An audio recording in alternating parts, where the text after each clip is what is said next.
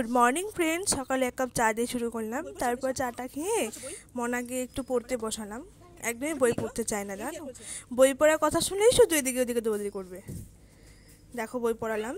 তারপরে এই যে ফুল গাছ, আজকে আমার ফুল গাছগুলোতে কত সুন্দর সুন্দর ফুল ফুটেছে, দেখো কত ভাল লাগছে দেখতে, তাই না বলো? অনেক রকমের ফুল ফুটেছে আজকে।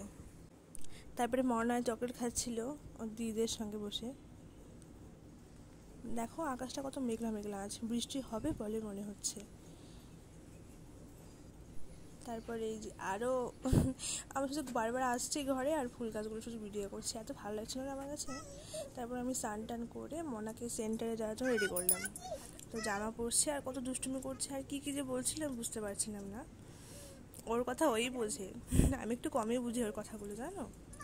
তারপরে যে আমিও রেডি হয়ে নিলাম সেন্টারে যাওয়ার জন্য। তারপর সেন্টার থেকে এসে ওর বান্ধবী আর কি ওর সমান বয়সী দুজনে মিলে বেলুন দিয়ে খেলা করছে আর দুষ্টুমি করছে।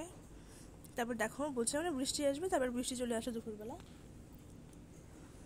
প্রচুর হাওয়ার বৃষ্টি হচ্ছিল। আর দেখো বৃষ্টির হাওয়াতে ফুল গাছগুলো দুলছে, কি সুন্দর ভাল লাগছে দেখতে।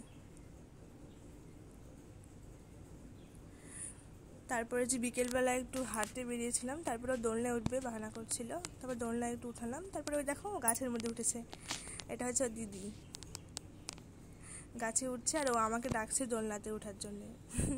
আর আমি বলছিলাম না, যাবো না। তারপর সন্ধ্যাবেলা একটু বেলুন দিয়ে একটু খেলা করছিল। বই নিয়ে বসতে বললাম, বই পড়বে না, তো বেলুন দিয়ে খেলা করছে। ওটা হাওয়া দিচ্ছিলাম বেলুন দিয়ে। তারপরে যে রাত্রেবেলা আমার বোনেরা এসেছিলো, এটা বড় বোন, এটা ছোটো বোন, ওটা বড় বোন, আর যে মনা। তারপর রাতে ডিনার কমপ্লিট করে আমরা সবাই ঘুমিয়ে পড়েছিলাম। Okay bye bye friend.